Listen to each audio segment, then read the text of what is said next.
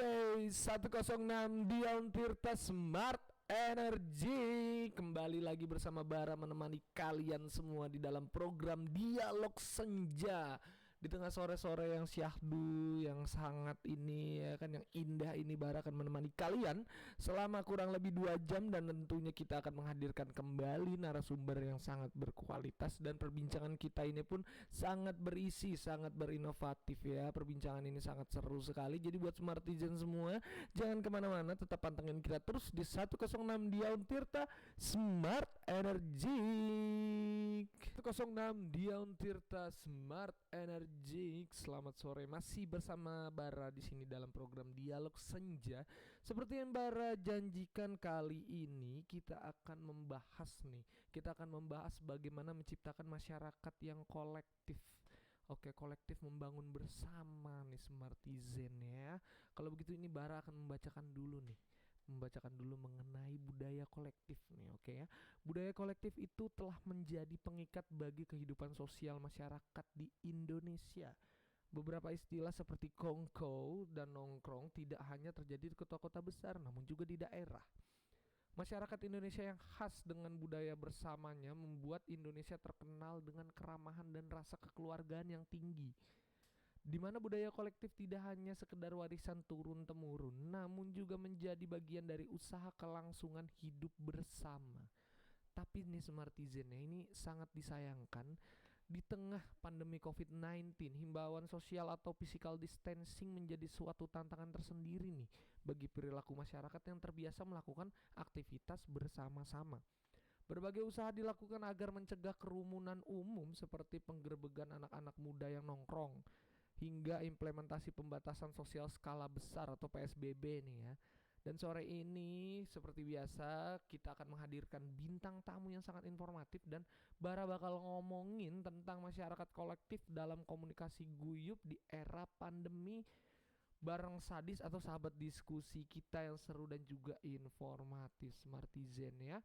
Dan sore ini kita kedatangan Dr. Nina Yuliana Smartizen ya. Wah, ini sangat salah satu narasumber yang sangat luar biasa. Nah, untuk Smartizen jangan kemana-mana, terus pantengin kita karena perbincangan ini sangat penting nih buat Smartizen yang sekiranya punya perasaan gundah gulana, biasa kumpul-kumpul ya kan, biasa bersosialisasi bersama, biasa bergotong royong bersama, tapi ini terhalang dikarenakan pandemi COVID-19. Oke, untuk Smartizen jangan kemana-mana karena kita juga memberikan lagu-lagu terbaik untuk Smartizen semua. Tapi sebelum itu Bara ingin mengucapkan selamat sholat asar bagi Smartizen yang menjalankan. Berikut ada azan asar dulu untuk Smartizen ya, supaya menjalani hari-harinya dengan berkah, dengan tidak lupa selalu berdoa kepada Allah Subhanahu wa taala. Kita sudah bersama dengan Ibu Dr. Nina Yuliana ya Bu ya, SOS dan MSI ya Bu ya. Maaf Bu kalau penyebutan gelar salah, saya deg-degan nih. Betul kok. Betul Bu ya. Ibu bagaimana kabarnya Ibu? Alhamdulillah baik Ibu ya. Apakah tadi perjalanan ke sini jauh Bu, apa gimana, dekat? Sebetulnya 20 menit kalau tanpa halangan nyampe ya. Iya. Dari Walantakan. Cuma memang kita harus space aja. Iya sih ya, emang sekitar 10 menitan lah agar karena santai. memang di tengah perjalanan kita nggak tahu kan ya, gitu kadang ya namanya di jalan kondisi jalan berbeda. Betul. Oke Bu, gini, pertanyaan pertama nih Bu ya, langsung gini. Sebelum membahas tentang masyarakat kolektif dalam komunikasi guyup di era pandemi, sebenarnya gini Bu, apa sih Ibu yang dimaksud dengan masyarakat kolektif itu Bu? Mohon dijelaskan. Sebelumnya mungkin mau menyapa Smartizen dulu. Oh iya dong, iya dong, disapa. Boleh Bu, boleh disapa untuk Smartizen ya. Silakan Ibu disapa mangga. Halo, assalamualaikum warahmatullahi wabarakatuh. Waalaikumsalam warahmatullahi wabarakatuh. Untuk Smartizen sehat-sehat selalu di rumah. Iya. Pandemi masih terus berlangsung ya. Betul. Dan bahkan katanya dengan berbagai varian yang baru di beberapa negara. Kayak Malaysia minggu kemarin itu sudah zona merah ya. Sudah kembali ke zona merah lagi. Iya, ya, sudah Bu, kembali ke zona merah. Sama seperti, berarti ini kurang lebih masuk kuartal ketiga ya. Betul Bu, semester betul. Ketiga Semester ya. ketiga. Semester ketiga. Pandemi gitu. COVID-19 iya. gitu. Jadi mudah-mudahan kita diberkahi kesehatan selalu, jaga protokol Betul, Iya. betul, betul. Mengenai tadi itu apa sih masyarakat kolektif? Iya Ibu, betul. Sebetulnya mungkin ini sudah sering kita dengar ya, Betul masyarakat Bu, betul. Indonesia masyarakat kolektif gitu-gitulah ya kayak. Tapi pas ditanya kolektif itu maksudnya apa? Nah itu Iya. kita butuh penjelasan langsung nih dari Ibu. Baiklah, jadi Gitu. sebetulnya kolektif itu kan orang yang bersatu ya gitu, Betul, betul. berkumpul gitu. Jadi masyarakat kolektif itu apa? Masyarakat yang senang berkumpul. Tapi mungkin bisa kita jelaskan dari apa itu masyarakat dulu. Betul. Masyarakat itu kan sekumpulan orang. Ya. Sekumpulan orang yang tinggal di sebuah tempat dan mereka terikat oleh adat istiadat. Iya. Mereka juga terikat oleh rasa oleh tujuan bersama, dan mereka juga memiliki interaksi yang terus menerus gitu. Jadi dari kata itulah akhirnya muncul sifat masyarakat kolektif. Adat istiadatnya yang mana Ya. gitu kan. Betul, betul. Ketika adat istiadatnya mereka misalnya masing-masing, maka kita bilang masyarakat individual. Masing-masing prestasi menjadi tolak ukurnya dan sebagainya. Pokoknya semuanya yang urusan sendiri-sendiri kita menyebutnya masyarakat individual.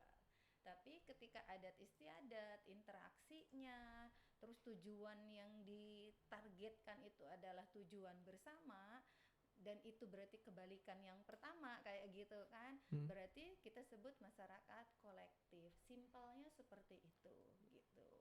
Itu Smartizen-nya itu saya sangat terteguh nih dapat penjelasan yang sangat jelas sekali.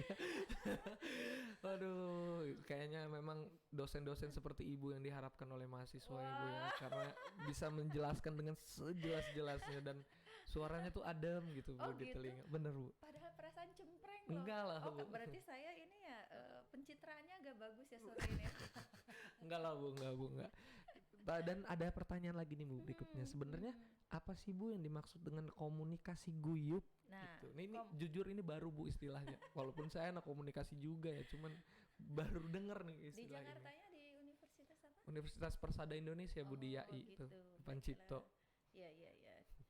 Dekat UI ya? Iya. Iya, UI Cipto YAI agak sana ya. Betul. Dulu S2 di UI. Wah, luar Kayaknya biasa. suka jajan juga itu dia. Banyak tukang somai dan segalanya Iya, sih iya. memang di situ, iya. Komunikasi guyup.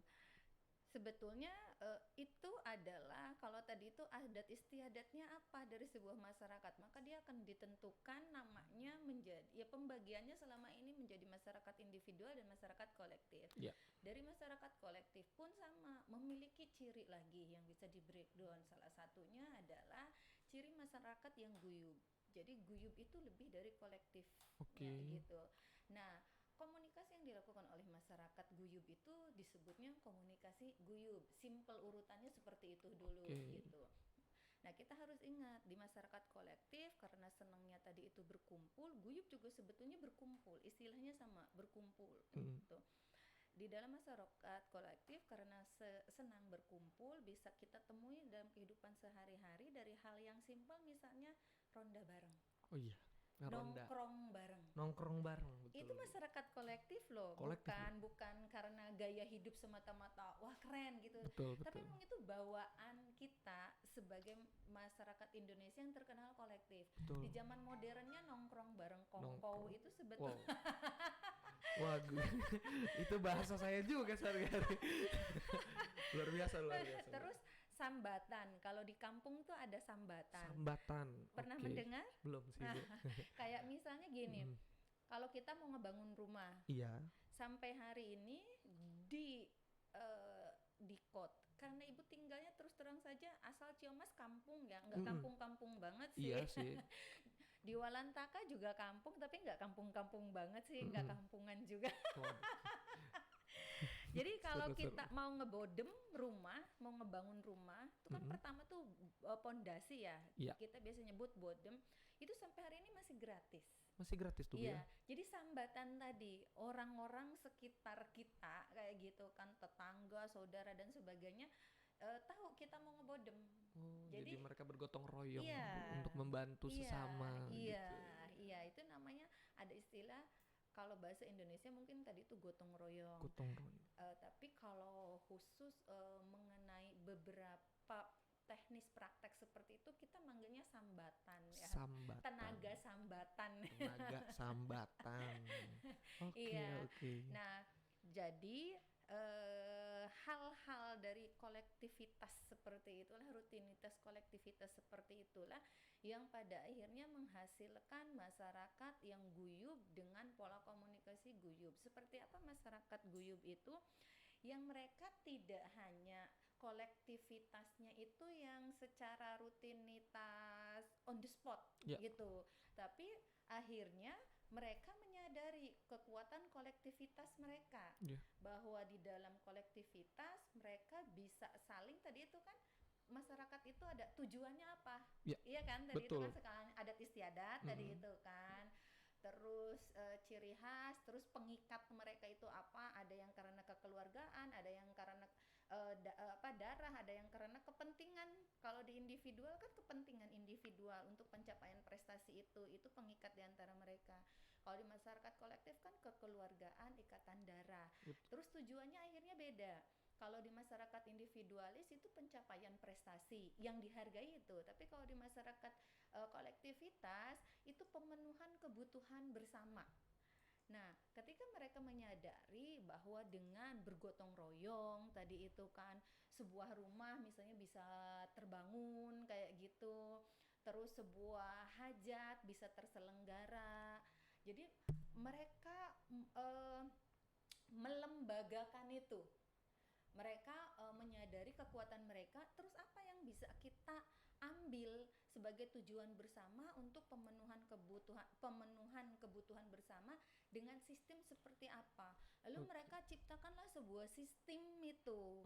Nah, itu menjadikan mereka masyarakat guyub. Nah, tentu saja akhirnya pola yang mereka lakukan pun pola komunikasinya berdasarkan sistem yang sudah mereka lembagakan tadi itu menjadi komunikasi guyub gitu.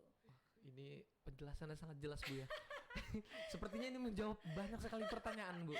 Sebetulnya ini bukan belum definisi komunikasi guyubnya ya. Iya, ini baru aja. openingnya aja nih. Openingnya aja sudah sangat jelas sekali Smartizen, tapi tenang aja Bu, ditahan dulu penjelasan yang sangat luar biasanya, karena kita juga punya lagu-lagu menarik dulu untuk Smartizen di rumah ya kan. Buat Smartizen di rumah pantengin terus ya. Ini jarang-jarang nih dapat kuliah gratis nih ya. Kuliah gratis dari Ibu Dokter Yuliana nih ya. Oke. Kalau begitu ini ada yang lewat dulu dari Leto dengan Putih.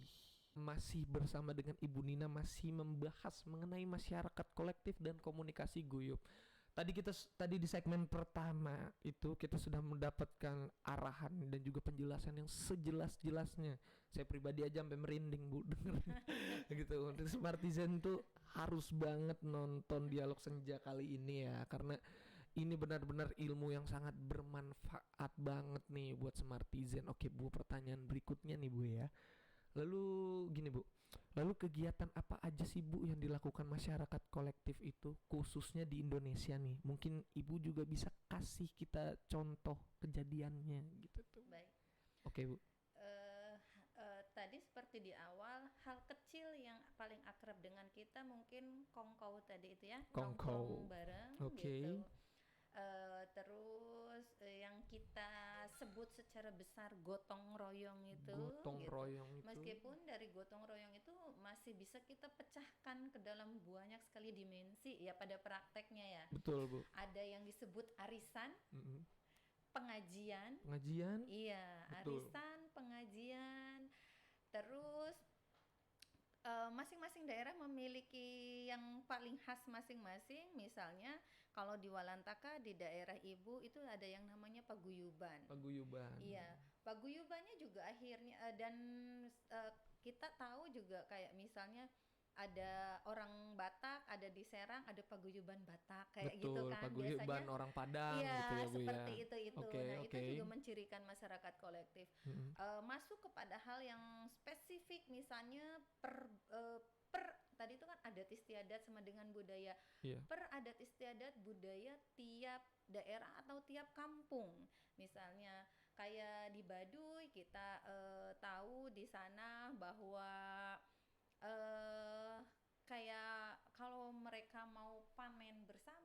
mau menanam padi, mereka memutuskan, kan beda kalau di Baduy itu kan satu komando ya. Ya, Kayak kita mau menanam padi tidak kayak kita di sini yang kalau pemilik modal, pemilik tanahnya siap ya nanam. Di sana kan enggak. semuanya ya. Semuanya hitung-hitungan kan, ada kalendernya, dan Mm-mm. saat ditentukan brek kayak gitu kan.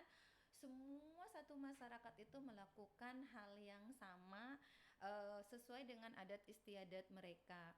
Mereka di situ apa, ngebersihin rumput Mm-mm. gitu kan bersama dan Wah. sebagainya, sampai nanti hingga panen pun bersama, sampai nanti saat mereka mengembalikan hasil panen itu atau yang mereka sebut padi itu Dewi Sri ke lumbungnya. Oh ya Allah. Nah, itu semua dilakukan secara bersama. Itu adalah ritual mereka yang dengan prosesi yang terlembagakan, yang eh, stepnya itu jelas kayak Penuh gitu kan. filosofisnya juga Bu Iya, ya. iya. Jadi kapan mulai sampai penentuan, bla bla bla bla bla di tengahnya, sampai kapan akhirnya mengembalikan Dewi Sri itu ke lumbungnya kayak gitu. Wah itu saya merinding Bu. Sekali lagi ya, sekali lagi saya mendapatkan apa, satu penjelasan yang sangat-sangat jelas dari Iya. Ibu. Nah, kalau begitu gini Bu, ada satu pertanyaan lagi deh kalau begitu. Mohon dijawab dengan singkat dan jelas, Hmm, Bu. hmm. Eh apa bagaimana sih Bu gitu dengan komunikasi guyup? Ah, sorry, bagaimana dengan komunikasi guyup itu Bu? Bagaimana dengan pola komunikasi guyup itu sendiri Bu? Baik, Apa sih contohnya gimana gitu Bu? baik. Tadi kembali yang terlembagakan dan memiliki prosesi ya. Ya, Intinya adalah itu. Jadi yang terlembagakan di masyarakat kolektif dan memiliki prosesi. ya, Tadi contohnya Baduy. Contoh yang kedua misalnya adalah di daerah Walantaka itu memiliki 8 prosesi hajat. 8 prosesi hajat. Jadi ya. hajat itu adalah pernikahan, mau syukuran 7 bulanan, mau syukuran haji, itu namanya hajat Ibu gitu. bentar mic-nya dideketin Oh iya, sedikit ya. baik. Cukup? Iya, boleh maju sedikit. Iya, boleh Iya. Bu. Iya, silakan. Ya, seperti itu. Jadi mereka memiliki 8 prosesi hajat. Di dalam 8 proses, bayangkan, satu, mereka mau melakukan hajat, mereka melakukan penyebaran informasinya selama 4 bulan sebelumnya. Ya, Dengan 8 prosesi yang sudah ditentukan, waktu 4 bulan sebelumnya itu namanya apa yang dilakukan, siapa yang diundang, terus berikutnya terus sampai hari H. Nah, dan di sana yang dilakukan itu adalah komunikasi guyup, papan reklame berjalan. Dasarnya adalah komunikasi getok tular. komunikasi getok tular Iya, Bu ya. iya. Kenapa ada 4 bulan, butuh 4 bulan prosesi untuk menginformasikan bahwa ada si A yang mau hajat, Ya, gitu. Karena tujuan bersama. Jadi di sana kalau kita jaring sosialnya bagus, jaring komunikasinya bagus, orang hajat itu bukan mengeluarkan uang, tapi mendapatkan uang. wah, Jadi itu masuk ke dalam komunikasi bisnis tradisional yang sangat modern dan tertata sebetulnya. Mereka wah. bisa menghasilkan sampai di atas 600 juta. Weh, itu luar biasa Iya, berarti Bu ya. sistemnya memang simpan pinjam ya sebetulnya Betul, ya, karena kan gotong royong. Mm-mm. Judulnya gotong royong. Cuma menariknya adalah kepercayaan masyarakat ketika dia menginvestasikan. Ya, Mempercayakan, bukan masalah oh itu sih karena ngutangin kan harus bayar gitu kan. Jadi lewat proses komunikasi yang dilakukan dengan event-event yang tertata secara waktu, secara isi program, konten pesan mm. kayak gitu kan, dilakukan secara 4 bulan, mengandalkan dan merekrut kepercayaan tetangga, saudara, pokoknya segmentasi yang dia tuju secara umum kayak gitu kan. Mereka mampu menghasilkan dana hingga 600 juta rupiah yang akan mereka gunakan untuk keperluan besar mereka. Misalnya si yang hajat itu mau naik haji, mau beli tanah, mau beli mobil, mau beli emas atau apapun gitu kan, keinginan besar dia. Dan itu nanti bergantian. Ada catatannya bahwa si ini menginvestasikan sebetulnya undangan sih ya kayak Iya. gitu kan, tapi bahasanya begitu karena mereka itu lebih baik mereka tidak makan daripada mereka tidak membayar atau kembali membantu saudaranya yang hajat, yang dulu pernah membantu ke dia, karena itu sanksinya akan turun temurun, sanksi sosialnya luar biasa kayak gitu.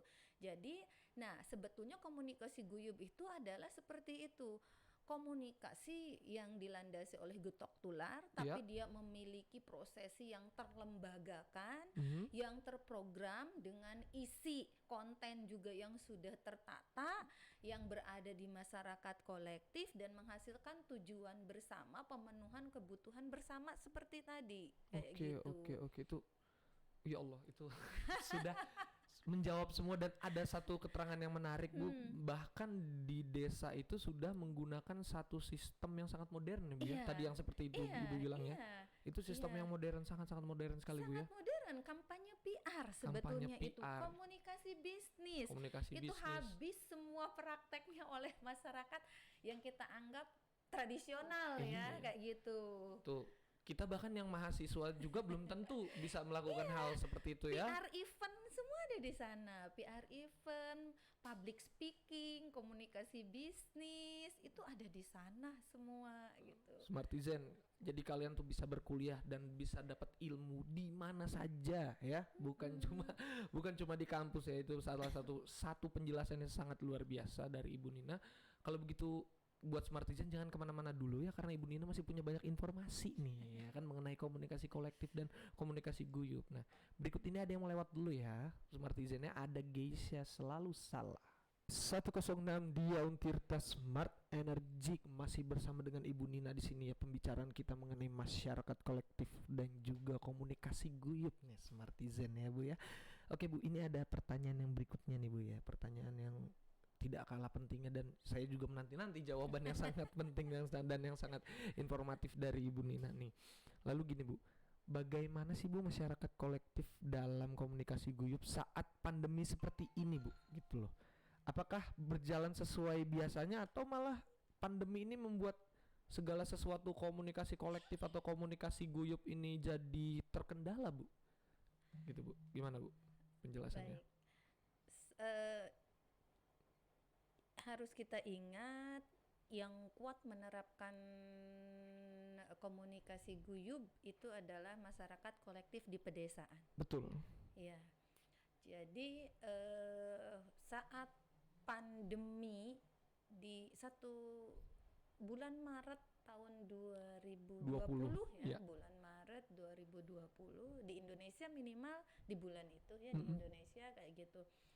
Sampai mungkin semester awal itu sangat satu semester awal, meskipun di semester 2 juga masih kencang, tapi itu kita sering melihat tenaga medis, pemerintah dan sebagainya itu banyak yang tanda kutip sangat kesal dengan masyarakat Indonesia Saya paham. yang menurut mereka tidak memenuhi protokol kesehatan.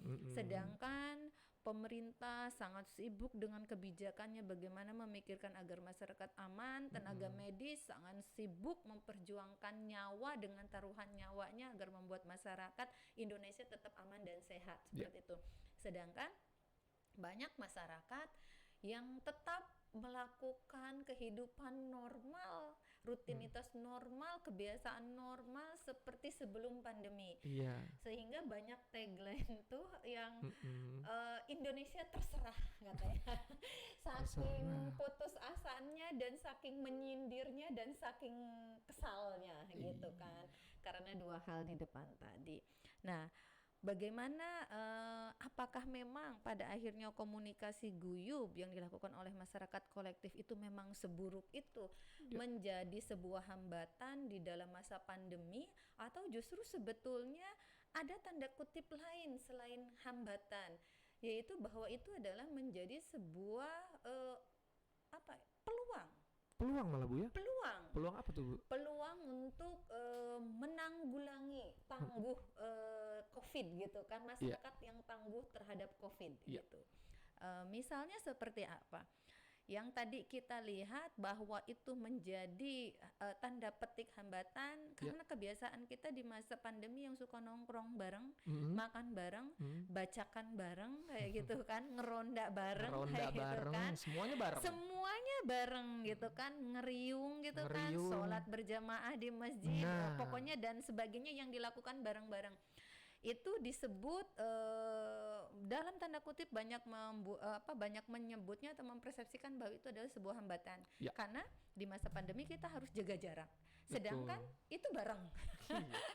Kumpul ronda bareng tanpa jarak gitu kan. Kumpul ibu-ibu PKK. Iya, arisan bareng, tuh. pengajian bareng. Pengajian. Dan untuk hal-hal yang seperti itu di masyarakat pedesaan itu sangat sulit untuk dipisahkan ketika mereka tiba-tiba harus membuat kebiasaan baru social distancing, physical distancing.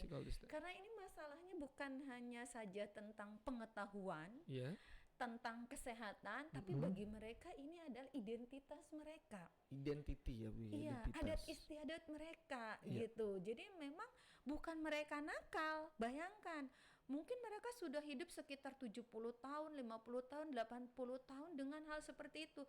Tiba-tiba mereka dipaksa untuk membuat sebuah kebiasaan yang baru. Bukan hal yang mudah. Jadi sebetulnya bukan nakal. Betul. Ini adalah tentang kebiasaan yang sudah mereka lakukan ratusan tahun, puluhan tahun, dan tiba-tiba harus dibreg dan mereka harus bisa sekali waktu semuanya kebiasaan baru itu tidak mudah juga bagi mereka. Betul, gak gampang malah ya buat mereka. Iya, jadi itu tanda kutip nakalnya harus kita persepsikan agak lebih lembut menurut. bukan nakal, mungkin digantilah belum terbiasa ya Bu ya. Gitu.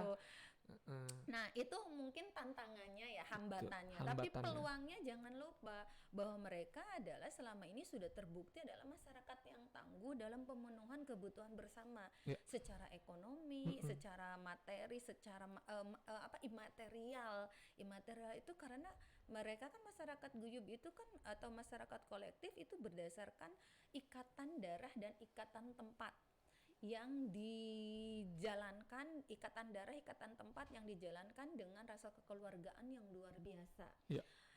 Kita bayangkan gugus perkampungan mereka adalah menikah itu biasanya dengan sesama saudara yang masih saudara kan.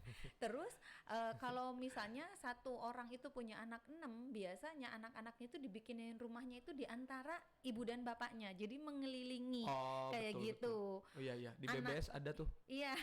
Di BBS ada. Anak yang pertama di samping kiri, anak yang kedua samping kanan, anak yang ketiga di depan dan kayak gitu kan. Iya. Jadi gugus terbentuknya sebuah perkampungan itu kan seperti itu. Dan bagi mereka masih banyak yang menganut sistem pernikahan itu juga bagian untuk mengeratkan sistem kekerabatan yang ada. Jadi anaknya itu banyak yang dinikahkan dengan masih saudaranya, di mana saudaranya itu misalnya cuma tetangga 2 meter 3 meter, akhirnya kan jadi penggomplokan satu saudara besar tuh gitu kan. Jadi keluarga HM ya, apa bahasanya HM ya Bu ya? Iya.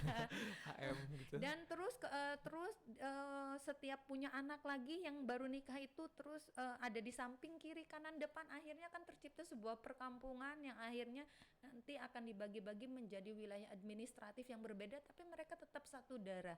Jadi kan luar biasa. Itu adalah sebuah kekuatan yang sebetulnya bisa kita potensikan secara positif dalam masalah COVID. Seperti misalnya gini, artinya komunikasi guyub itu kan basicnya komunikasi getok tular. Iya, cara getok tularnya itu kan tadi itu bisa dari secara kekerabatan, garis kekerabatan, rumah kan bisa seperti itu, langsung bisa ngederet lurus, tersebar tanpa henti kayak gitu kan ya. Ke berbagai orang. Dan ingat, sistem getok tular itu adalah kalau informasi itu negatif, satu info itu akan disebarkan kepada 7 orang. Waduh, itu. Kepada negatif positif kepada 7 orang.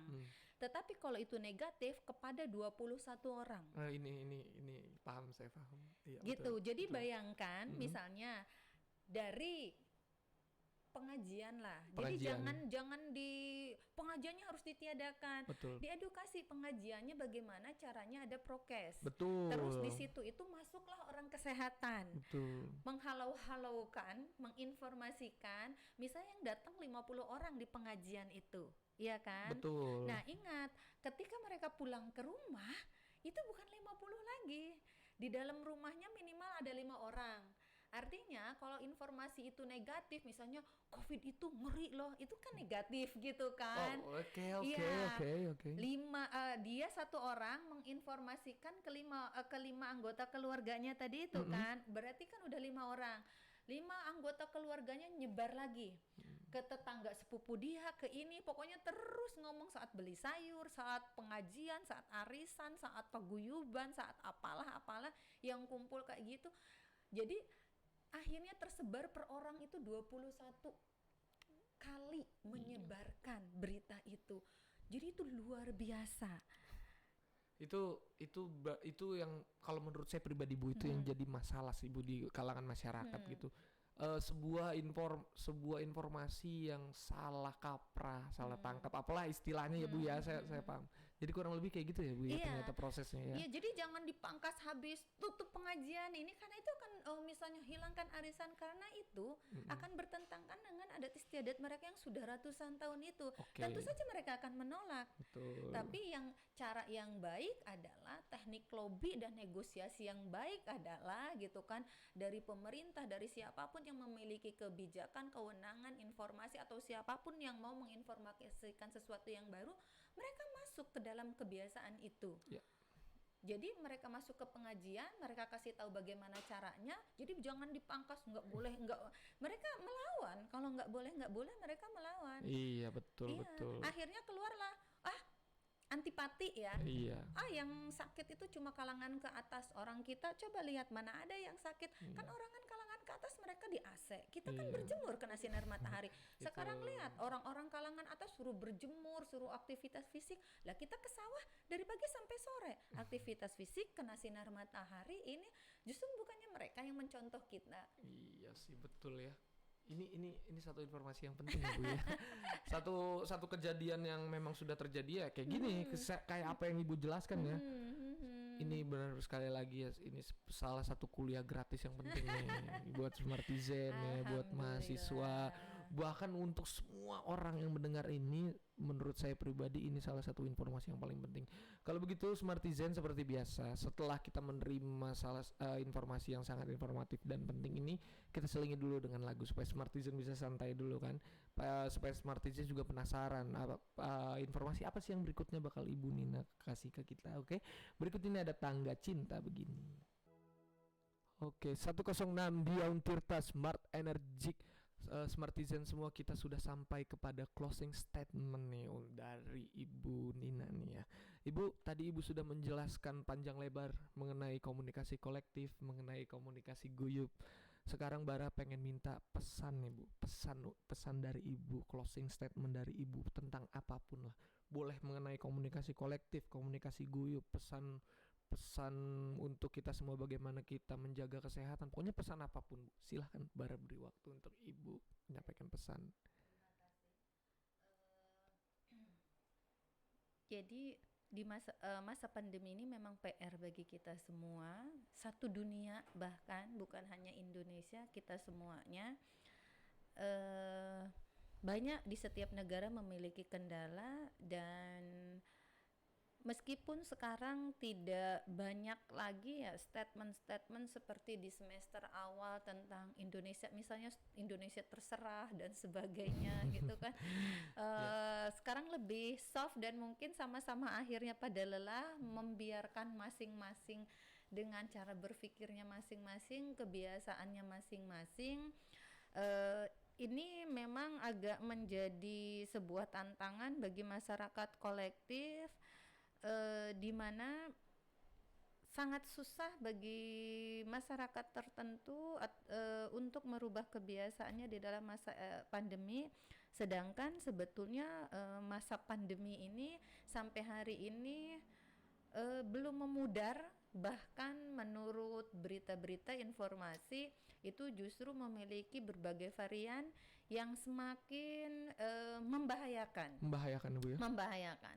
Tapi kalau kita lihat di masyarakat kolektif, terutama dari tadi sudah di-highlight bahwa kebanyakan yang menerapkan adalah masyarakat pedesaan, di mana masyarakat pedesaan itu didominasi oleh pekerjaan non formal. Iya. Punten, selain non formal juga mungkin tingkat pendidikan yang tidak tinggi gitu kan, yang tidak tinggi, terutama generasi oldnya gitu kan ya. Sedangkan karena di generasi yang mudanya beberapa sudah dilihat terus terjadi peningkatan bahwa anak-anaknya yang generasi mudanya itu sudah memiliki cita-cita, visi misi, ambisi, ingin kuliah setinggi-tingginya, ingin mencapai pendidikan setinggi-tingginya.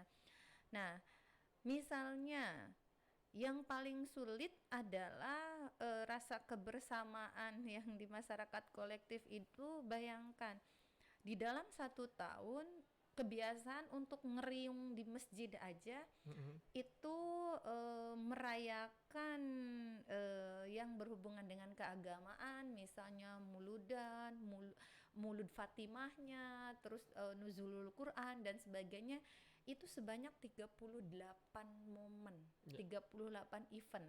Itu baru dari segi ritual keagamaannya. Belum misalnya kalau undangan pribadi per orang, satu warga mengadakan syukuran, mengadakan kirim doa dan sebagainya kayak gitu. Kalau setiap warga secara bergiliran, bukan secara bergiliran karena memang tanggal meninggal orang tuanya kan beda-beda. Yang hari ini misalnya kebetulan ibu, besok kan ada tetangga yang lain dan sebagainya kayak gitu. Jadi bayangkan bagaimana mereka setiap hari bisa berkumpul. Memang betul. Kondisi prakteknya, real prakteknya adalah seperti itu gitu.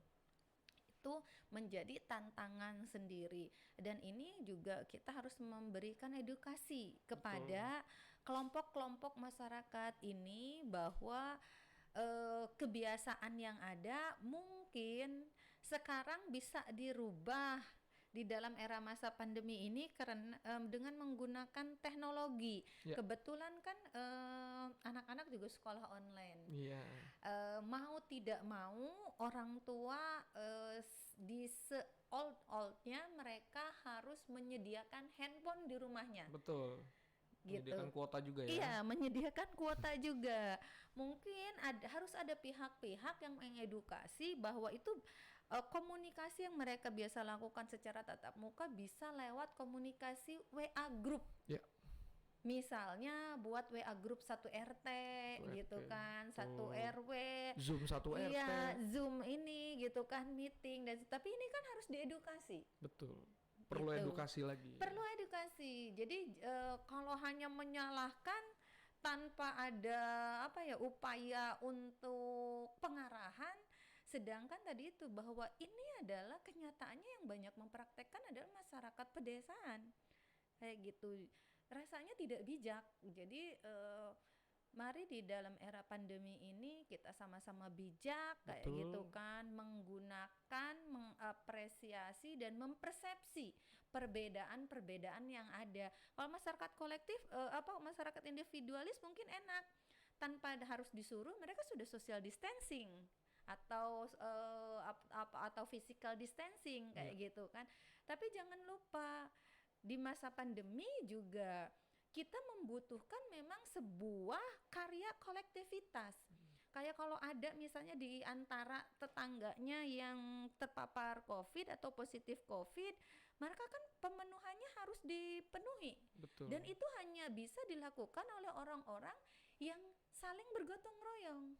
Dan itu hanya dimiliki oleh masyarakat kolektif seperti itu. Karena apa? Yang ditanggung oleh pemerintah itu kalau di dalam satu kampung itu 5-7 rumah yang terpapar, baru kebutuhannya ditanggung oleh pemerintah. Tapi kalau kurang dari itu harus swadaya masyarakat mandiri. Nah, artinya itu membutuhkan orang-orang yang berjiwa kolektivisme. Gitu. Jadi tidak selalu kolektivisme itu buruk. Betul. Dan tadi itu terutama pihak-pihak yang mengerti masuknya ke dalam sistem cara mereka berpikir dan berprosesi. Karena tadi itu kalau langsung dibabat habis, mereka memberontak. Betul. Tapi kalau kita masuk ke dalam prosesi mereka, memberikan edukasi, ingat hal-hal yang buruk tadi itu disebarkannya, satu orang kan menyebarkan 21 Iya. ke orang lain. Ke orang lain. Iya. Nah, bayangkan cara tadi itu, meskipun kita mengawalinya di pengajian yang dihadiri oleh 50 orang. Jangan lihat 50-nya kali 21-nya terhadap berapa tuh? Berapa informasi yang salah yang masuk ke keluarga gitu iya, kan, kayak gitu kan dan sebagainya. Dan informasi positif pun akan berjalan demikian. Nah, ini bisa kita gunakan dengan baik untuk mengedukasi masyarakat gitu. Betul. Oke, Smartizen ya. Satu closing statement yang sangat menyentuh relung-relung hati terdalam tentunya, salah satunya saya pribadi, Ibu. Terima kasih Ibu sudah memberikan penjelasan yang sangat luar biasa mengenai komunikasi kolektif, komunikasi guyub dan lain sebagainya. Saya doakan Ibu selalu sehat selalu Bu ya. Selalu dilancarkan rezekinya oleh Allah Subhanahu wa taala ya Bu ya. Semoga apa yang Ibu cita-citakan selalu diijabah oleh Allah. Kalau begitu Ibu terima kasih, sampai jumpa di lain hari Ibu. Kalau begitu Smartizen juga. Berikut ini ada yang mau lewat dulu ya. Kalau begitu ini dari Drake One Dance. Smart Energik masih bersama Bara di sini ya Smartizen. Kalau begitu seperti biasa ya, kita sudah memasuki fase terakhir daripada perbincangan kita. Bara ingin mereview sedikit aja. Tadi kita sudah berbicara mengenai masyarakat kolektif dan bagaimana masyarakat kolektif itu tidak bisa bahkan tidak bisa diganggu dengan adanya Covid ya. Masyarakat kolektif itu sangat terganggu dengan adanya COVID-19 gitu kan. Jadi masyarakat kolektif itu satu masyarakat yang mempunyai satu tujuan yang sama gitu kan, masyarakat yang saling membangun satu sama lain gitu kan. Walaupun dengan adanya COVID, masyarakat juga bisa saling membantu satu sama lain dengan terus menyebarkan informasi-informasi yang positif ya kan. Oke, kalau begitu Smartizen, kita sudah sampai di penghujung acara. Bara ingin mengucapkan pamit. Terima kasih, mohon maaf sekali lagi jika banyak kesalahan kata atau banyak sekali kesalahan penyebutan. Karena sebaik-baiknya manusia, ya manusia juga punya sekurang-kurangnya kekurangan. Oke, seperti biasa Bara ingin mengucapkan ini bukan perpisahan yang wajib kalian tangisi, karena Bara akan kembali. Kalaupun Mbak Yusi, nanti Yusi akan menemani kurang lebih di Dialog Senja besok di jam yang sama, di jam 3 sampai dengan jam 5. Kalau begitu Bara pamit Smartizen. Wabillahi taufiq wal hidayah. Wassalamualaikum warahmatullahi wabarakatuh.